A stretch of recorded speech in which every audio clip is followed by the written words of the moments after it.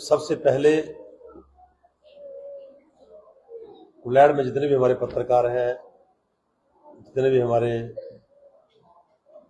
और भी electronic media वाले हैं, आप सबका बहुत बहुत धन्यवाद। मुझे लगता है कि मैं आज पहली ही बार वार्ता कर रहा हूं और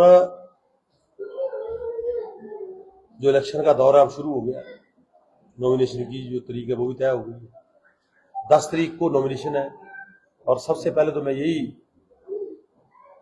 कुलैड़ क्षेत्र के बीजेपी के जितने भी कार्यकर्ता है और जितने भी और भी जो कोई लोग हैं, मैं सबसे ये अपील करूंगा कि आप सब लोग जिस दिन हमारा 10 तारीख को नॉमिनेशन है 9 बजे हम बंगाना इकट्ठे होंगे, आप सब आए और अपना आशीर्वाद दें। और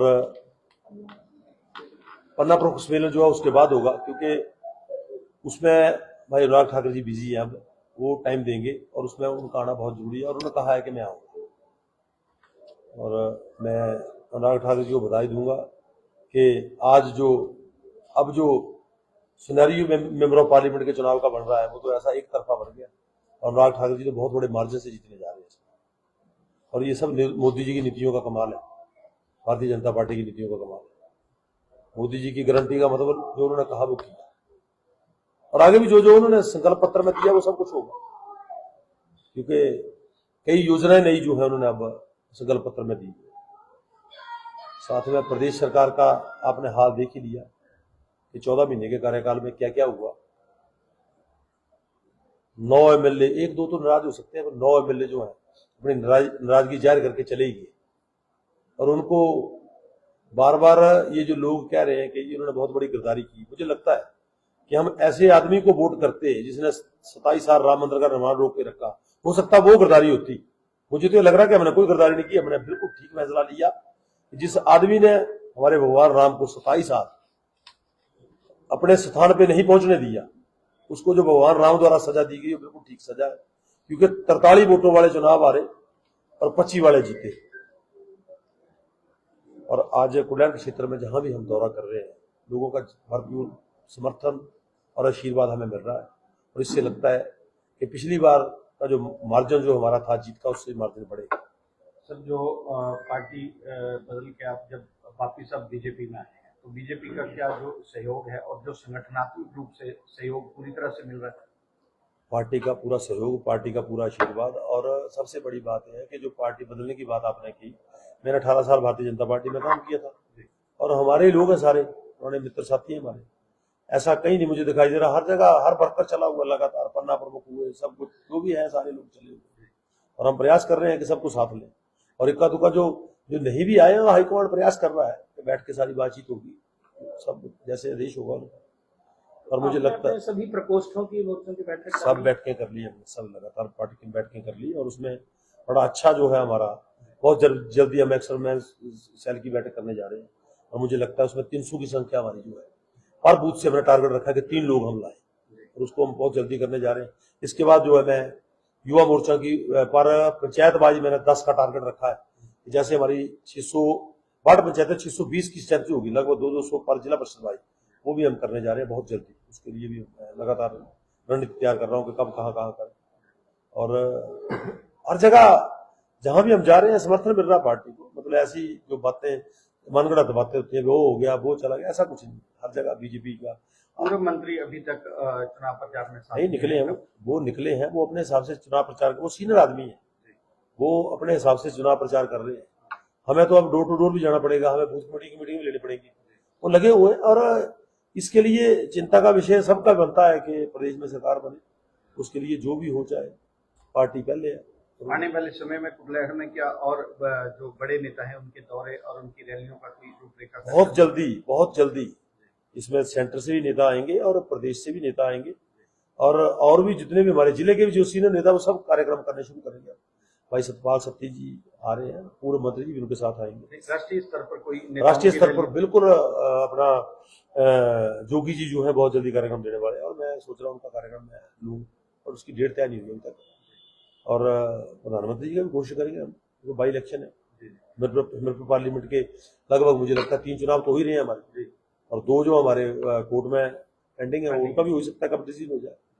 तो ये तो बहुत बड़ा 5 चुनाव हो गए विधानसभा के, तो यहाँ आना पड़ेगा। और सेंट्रल हाईकमांड से हम बात करने लगा था, प्रदेश से बात कर रहे हैं कि जी हमारे बड़े नेताओं को यहाँ लाया जाए ताकि हम सीटें जीतें, और जब जीतेंगे तभी सरकार बनेगी। आपदा में आपने बहुत सारे लोगों से सहयोग किया था, उसके ऊपर कुछ कल विपक्षी नेता ने कुछ बोला था, उसके ऊपर क्या कहेंगे आप?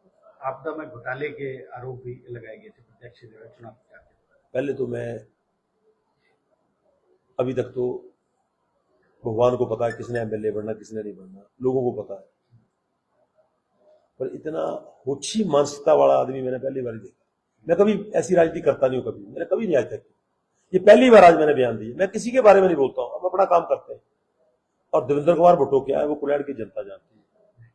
और ये लोग कहाँ थे कोरोना काल में, कहाँ थे, और ये लोग पता कौन से लोग हैं जिनको टिकट अपने आप अपनी मिली कांग्रेस पार्टी की, तो वोट डाली है इन्होंने अपने लिए, बाकी कभी किसी के लिए इन्होंने वोट नहीं डाली। हिस्ट्री निकाल के देखो आप, पूरे जितने भी चुनाव आज तक हुए इस परिवार में खास करके इनकी कृपा इतनी रही कांग्रेस के ऊपर, वे सिर्फ इन्होंने वोट डाली कांग्रेस को तब जब इनको टिकट मिली तब, अदरवाइज इन्होंने कभी वोट नहीं डाली। अब पिछली हिस्ट्री निकाल लो, जब पिछला चुनाव हुआ तो ये तो कहाँ थे, ये कुलैड़ के क्षेत्र की जनता जानती है, क्या इन्होंने किया ये भी कुलैड़ क्षेत्र की जनता जानती है। आज जब वो चुनाव प्रचार पर थे, आज उन्होंने और आरोप लगाए हैं कि जो आपके बेटे हैं उन्होंने ठेकेदारी के दौरान अब जो गलत दस्तावेज लगाकर काम किया है और उसमें अवैध तरीके से आपने बतौर विधायक रहते हुए लाभ पहुंचाने की कोशिश की, और ये मामला जो है वो कोर्ट में भी पहुंच गया है। कोर्ट में जो मामला चला हुआ है, जो विचाराधीन है, उसके ऊपर आज तक सारे तथ्य जो वहां पहुंच गए, सारे कागज वहां पहुंच गए। और यही तो बात है कि कांग्रेस के विधायकों को कैसे तंग किया गया कांग्रेस द्वारा। आप एक चीज देखिए, इसका मतलब तो है भाई जो विधायक बन गया ये दुश्मन है उसके। और जो लोग ये कह रहे हैं, मैं तो इन लोगों को बताना चाहता हूँ कि अपने गिरेबान पे जाके, बाकी हम हाई कोर्ट छोड़कर सुप्रीम कोर्ट के लिए तैयार बैठे हैं। और मैं तो खुले मन से कह रहा हूँ कि अभी तो मुझे कल भी एक फोन आया था किसी ऑफिसर का कि अब तो ये कहा गया कि भुट्टो के ऊपर केस नहीं बनता, उसके लड़के के ऊपर केस बनाओ, जैसे मर्जी बनाओ। दबाव बनाया जा रहा है। वो दबाव हम कौन से झेलने वाले हैं। 25 साल हमने लगातार राजनीति की है, 20 साल अब पंचायत बंगाणा में 3 बार वाइस चेयरमैन रहा हूँ, 1 बार चेयरमैन रहा हूँ, और बहुत लंबे टाइम से मैं राजनीति कर रहा हूँ। हमारे ऊपर कोई दाग नहीं लगा आज तक, बड़ी ईमानदारी से मैंने काम किया। और आपदा का टाइम हो चाहे कोरोना काल का टाइम हो, ये लोग तो बिल में छुपे हुए थे। हमने आपदा का टाइम में भी शेरों की तरह डाल के देख लो, लग जाएगा पता कौन कितने के पानी में, किसने कुलैड़ के लिए क्या किया। और हमने लगभग 300 बच्चियों की फीसों का इंतजाम किया। हमने उसमें जो कुछ लोग थे जिनके जैसे हमारी विडो बहनें थी, पहली बार हुआ, लगभग 240 को, जो मुझे 14 महीने की सैलरी मिली, हमने एक पैसा उसमें नहीं रखा, हमने बांटा है। और ये तो चिंता का विषय नहीं है। तो जी कोरोना काल में ये इसमें आपदा की घड़ी में जो हुआ सब कुछ सामने है। और जो लोग ये कह रहे हैं इनको शायद तथ्य पता ही नहीं है अभी तक।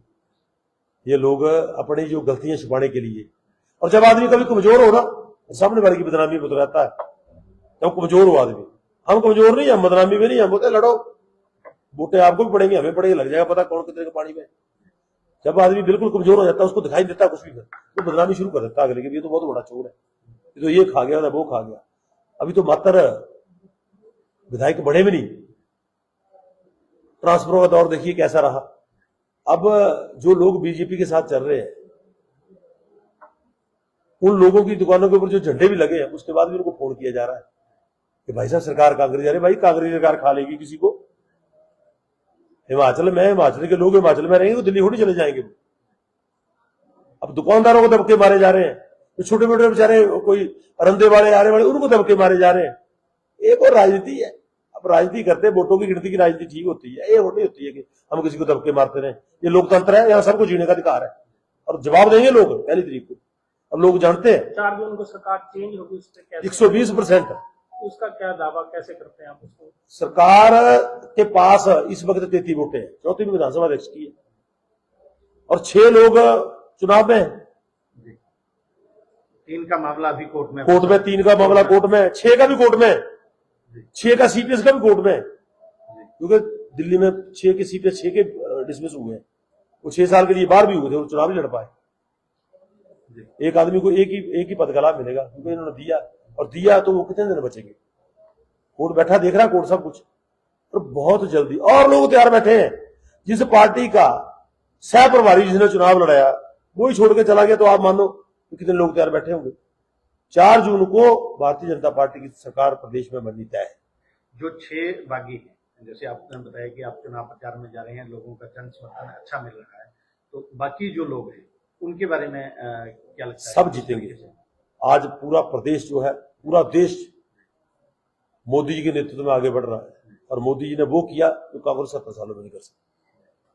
और बार बार लोग कहते हैं अनुराग ने क्या किया, अनुराग जी ने वो किया जो ये कभी सोच नहीं सकते। आज उनमें 14 ट्रेनें चली हुई। आज मुख्यमंत्री नादौन में प्रेस वार्ता कर रहे थे, उन्होंने कहा कि जो हमीरपुर मेडिकल कॉलेज है उसकी अधिसूचना अगर अनुराग ने करवाई है तो अनुराग उसकी अधिसूचना की कॉपी पेश करें, क्योंकि वो मैंने गुलाम नबी आजाद से करवाई थी, तो मैं उसको बता सकता हूँ। इससे बड़ी क्या बात हो सकती है कि विधानसभा विपक्ष के नेता ने कहा कि जी आपने 1500 रुपए की घोषणा की है, आपने 300 यूनिट बिजली की घोषणा की है, और मुख्यमंत्री जी विधानसभा में मुकरे, और दूसरे दिन विपक्ष के नेता ने सारे कागज लेके विधानसभा अध्यक्ष के पास दे दी कि पढ़ो। जब पढ़ा गया तो मुख्यमंत्री ने कहा अच्छा मुझे पता नहीं, लिखित कार्रवाई है विधानसभा में। इससे बड़ी क्या बात हो सकती है? जब जो आदमी बोलेगा झूठ, आप क्या कर लेंगे उसका? वो बोलेगा मैंने सब कुछ किया, आप क्या कर लेंगे? अब आप कांग्रेस लगातार आप पर जो 6 विधायक हैं उन पर पैसे लेकर बिकने का आरोप लगा रही है, और लगातार वो जनता में इस लेकर लेगी। हम तो जनता आप किस तरह से अपनी बात कन्वे कर पा रहे हैं कि मैं तो बार बार कह रहा हूं कि आपके पास प्रशासन है, आपके पास आईबी है, आपके पास विजिलेंस है, आपके पास पुलिस है, आप हर चीज चेक करा के केस करिए हमारे ऊपर। तो केस तो कोई हुआ नहीं इनके साथ। मुख्यमंत्री ने तो कहा था कि अटैची भी कहां से खरीदे गए हैं, उन्हें अभी तक सिर्फ उनको अटैचियों का पता लगा, पैसों का पता लगा, पैसे कहां से आए कहां गए। ये तो एक जो ये बयान मुख्यमंत्री दे रहे हैं, एक बचकाना बयान है, उनके लिए शोभन देता है। आप तथ्यों से बात करिए। और मैंने कहा है कि अगर ऐसी कार्रवाई होती है, इसमें अगर कोई दोषी पाया जाता है, आप जब मर्जी कानूनी कार्रवाई करिए, हमें अंदर दीजिए, पर झूठ मत बोलिए, क्योंकि आपके बयानों को पूरा हिमाचल सुन रहा है और तथ्य सामने आएंगे। और जो ये बदले की भावना से काम कर रहे हैं, ये पहली बार प्रदेश में हो रहा है कि एमएलए को तंग किया जा रहा है, इसके ऊपर केस बना दो, किसी के रास्ते बंद कर दिए, किसी के ऊपर झूठे केस बना दिए, किसी के ऊपर दबाव बनाया जा रहा है, इसके ऊपर केस बनाओ, कोई बात नहीं। आखिरकार कोर्ट बैठा है, यहाँ कोर्ट में सुप्रीम कोर्ट है, हाई कोर्ट है, बहुत कुछ है अभी तक। और पर ऐसा होता है किसी के ऊपर कार्रवाई करने से पहले आदमी को दूर छोड़ना चाहिए कि कल को बारी अपनी भी आ सकती है, पता नहीं लगता, कोई वक्त का पता नहीं लगता। और जो बार बार मैंने तो कई बार कहा कि रोप लगाने से पहले आदमी को तथ्य जांच लेना चाहिए कि मैं क्या रोप लगा रहा हूँ। अच्छी बात है, रोप लगाने बड़े आसान है, आप उनके ऊपर हमने तो कभी नहीं कहा जांच मत कराइए, सरकार आपकी, आप करवाइए। 1 महीने अभी तक टैक्सी तक पहुंचे, बाकी पैसों का कोई पता नहीं लगा। अरे भाई क्या बातें कर रहे हो? अगर हमने भारतीय जनता पार्टी से भेजी तो हमें टिकट नहीं देती पार्टी कभी। ये भारतीय जनता पार्टी जिसकी 400 सीट आ रही है, अभी तो कांग्रेस के लोग ही लग पड़े बोले थे 400 नहीं आ रही है, आपकी 350 आ रही है। मैं तो मान गए ना, तो कांग्रेस के लोग ही बोले लग पड़े कि 400 सीट आ रही है बीजेपी की। तो अभी तक जबकि भाजपा ने 6 के 6 जो उपचुनाव हुए हैं उसके लिए प्रत्याशी दे दी है, अभी जो कांग्रेस की तरफ से है वो पूरी तरह से प्रत्याशी नहीं है, सिर्फ 3 सीटों पर है, 3। वही तो कांग्रेस की लोकप्रिय दर्शा रही है कि कितने काम कांग्रेस ने किए। अभी इंतजार कर रही है मैं लाइन का 1500 रुपए के लिए, अभी 100 रुपए किलो दूध के लिए दूध वाले भी इंतजार कर रहे हैं इनका। कांग्रेस आरोप लगा रही है कि भाजपा ने इसको रुकवाने के लिए कोर्ट में की है, उसकी वजह से नहीं दे पाए। बिल्कुल, क्योंकि जब काम अपने भाजपा ने तो नहीं कहा था कि आप गारंटी दो 10 गारंटी तो आपने दी, वो तो आपने पूरी करनी थी। 1500 रुपए की याद पहले क्यों नहीं आई मुख्यमंत्री जी को? अब भाई जब राज्यसभा की सीट आ रही उसके बाद याद आ गई इनको एकदम 1500 की, 1500 भी करना पड़ेगा। और सबसे बड़ा जो धोखा हमारे युवाओं के साथ हो रहा है वो मेरे पर उसका चयन बोर्ड का है, आपने भंग कर दिया उसको। आज बेचारे वो हमारे बच्चे छोटे छोटे टेस्ट देने के लिए शिमला जा रहे हैं। आपने जब राज्यसभा की सीट हारी तब जाके आपने कहा जी बहुत जल्दी मैं नोटिफिकेशन निकाल दी और बहुत जल्दी वहां स्टाफ बैठ जाएगा। कहां बैठा स्टाफ? आज भी लोग शिमला टेस्ट देने के लिए जा रहे हैं। वो हमारे लोगों के साथ बहुत बड़ा धोखा है। वो भारतीय जनता पार्टी की देन थी, वो धूमल जी की देन थी, वो अनुराग जी की देन थी, चयन बोर्ड का दफ्तर था। इनका क्या योगदान था उसमें? इन्होंने तो सिर्फ बंद किया उसको। इससे जो दफ्तर बंद हुए उसके ऊपर आपने मैंने विधानसभा में बोला भी है, मैंने लिख के भी दिया है, हर दफ्तरों को कार्रवाई निकल जाएगी। आपको बिजली बोर्ड के डिवीजन के बारे में कई बार बोला कि जी हमारा डिवीजन मत बंद करिए, और 21 दफ्तर हमारे छोटे बड़े दफ्तर बंद हुए। और चाहे बगाना सीवरेज की बात हो, 1 रुपया नहीं हमें मिला। मैंने खुद 15 लेटर लिख के दिए इनको। मैंने जो हमारे कंस्ट्रक्शन के काम चले हुए थे वो सारे काम बंद है हमारे।